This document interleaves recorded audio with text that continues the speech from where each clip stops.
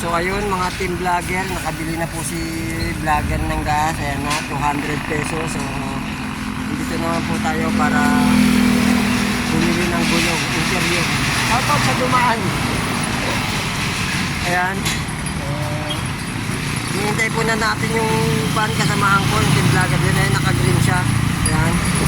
Bumibili po siya ng gulong at siya ay may vulcanizing shop. Ayan. Nakisakay po si vlogger kasi zero tayo eh.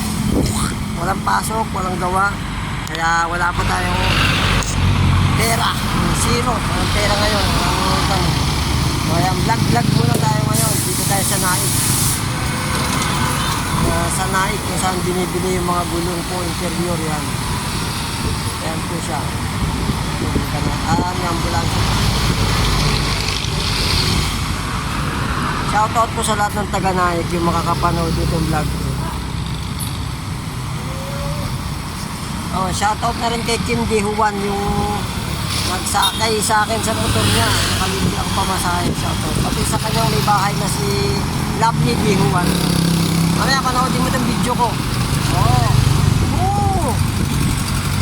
Ay, pag pinanood yung video ko, sigurado yan.